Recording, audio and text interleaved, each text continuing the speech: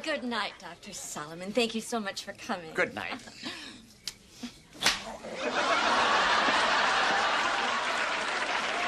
Hello everyone and welcome to Downhaven Entertainment. Today we will be reviewing Guardians of the Galaxy.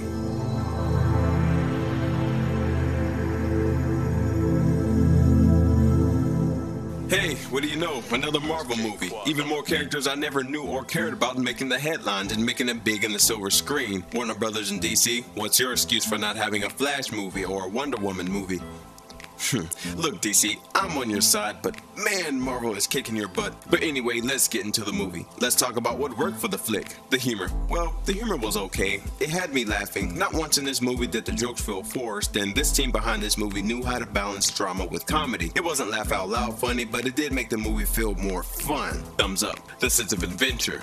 Not only do we finally get a movie that doesn't take place on Earth, but we go to multiple worlds, and we get a glimpse of some different cultures and life forms around the galaxy.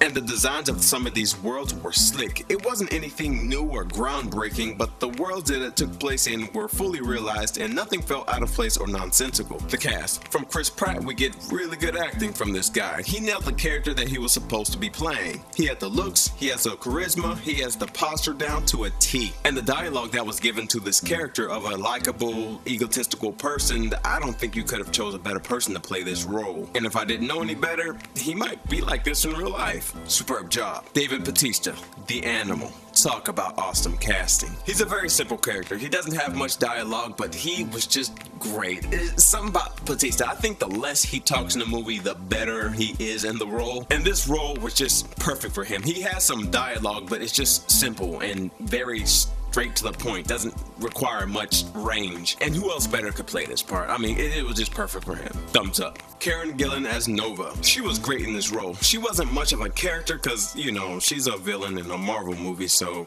you know, we'll get to that soon. But she was pretty memorable in this role, and I can tell you, she gave it her all.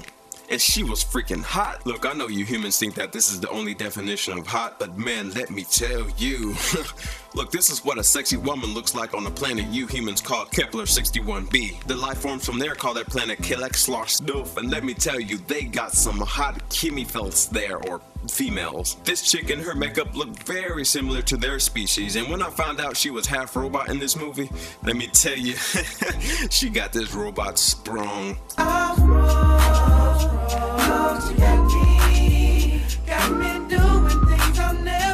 Anyway, Karen Gillan, thumbs up. Bradley Cooper as Rocket Raccoon. He was great in this movie. I really couldn't tell you he did this character's voice. Therefore, it didn't take me out of the movie because I wasn't saying this character just sounds like Bradley Cooper. Quite the opposite. Bradley Cooper is Rocket Raccoon. Superb job. Now let's talk about what didn't work. These Marvel villains are awful. The only three I found to be worth the darn in these Marvel movies are from these movies. From totally great to just barely passable. 1. Hydra as an organization and the Winter Soldier from Captain America the Winter Soldier. 2. The Abomination in The Incredible Hulk. 3. The Mandarin in Iron Man 3. But really, like 70% of these Marvel villains have an agenda. Search for an ancient powerful artifact, get that ancient powerful artifact, do nothing with the ancient powerful artifact, and guess what happens when a villain does nothing with that powerful ancient artifact? It comes back to bite them in the butt. A sign of a great villain is a villain who may have lost at the end but still wins in another area. A villain who uses their powers and knowledge to affect the heroes personally or otherwise and the world they live in. This villain in this movie has the power to crush a world with his touch. He can kill beings by swiping his staff and blowing them up to bits. This villain who kills with only the mission on his mind doesn't care what happens or who it happens to. But when he decides to fight our protagonist, he just slaps him around instead of, you know, trying to kill the people who are trying to constantly stop or kill you. This guy was an idiotic villain. At one point, he was asking our hero, "What are you doing? What are you doing?" I was like, why do you care?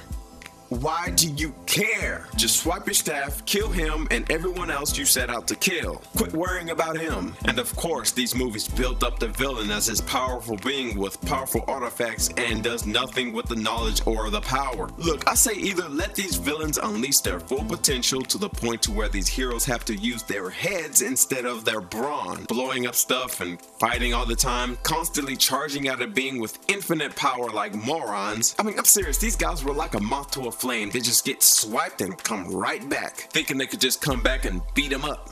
It didn't work the first 15 times you tried that, morons. Now, I personally think they need to tone down their villains to something that's more of the hero's speed. You know, that's like pitting up Spawn versus Batman. There's just no way Batman's gonna have a chance to win. Just have Batman fight Daredevil or Captain America.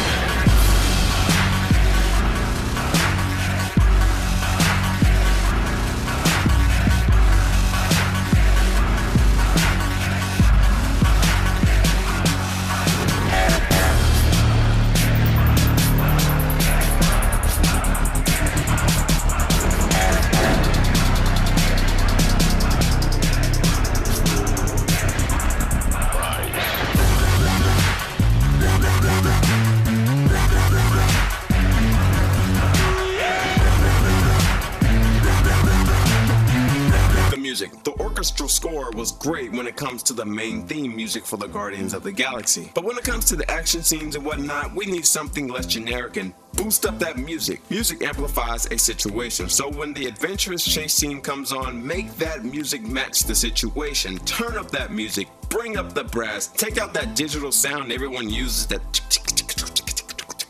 come with it, put your back into it. Come on, this is a movie called Guardians of the Galaxy. Pump it up! And Zoe Saldana as Gamora. She didn't work for me in this movie. She's a fine actress. I've seen her work. Now, this is also the fault in the writing, but we'll talk about her. Zoe Saldana was Zoe Saldana. She's hot. She kicks butt like Colombiana. Hot as a sauna, but no prima donna. Somewhat like that chick from Battleship. What was her name? Rihanna. Oh, I thought it was Brianna. No. Yeah, I don't really feel her in this movie. She has the look for this character, but I just saw her. But not in a good way, like Arnold Schwarzenegger or anything. Schwarzenegger has a charm and it's just likable, and I know what to expect from an Arnold Schwarzenegger movie. Zoe has the acting chops to show her range, and I didn't see that in her character. I just saw Saldana being Saldana. But this is also to be blamed on the writing. There's just too much going on to develop every single character in this movie, and it seems Gamora as a character was not important enough. So we just get backstory through lazy exposition. Gamora is said to be the most deadly assassin in the galaxy, but she needed quite a few saving in this movie. Dare I say it, she was a damsel in distress who knew how to fight. She's dangerous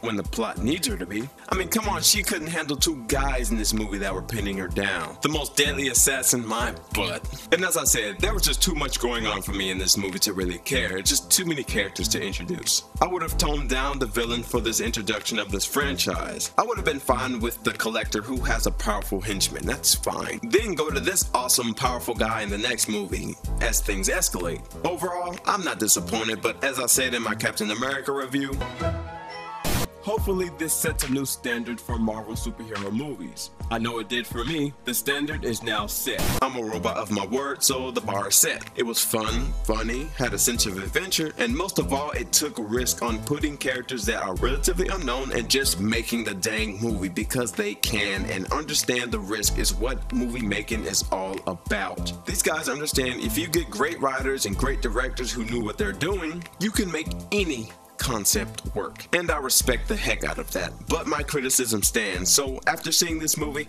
I'll have to give this movie a solid B+. I'll see you guys next week with Teenage Alien Ninja Turtles. No, that's stupid. They're turtles. They're ninjas. They're not aliens, they're mutants.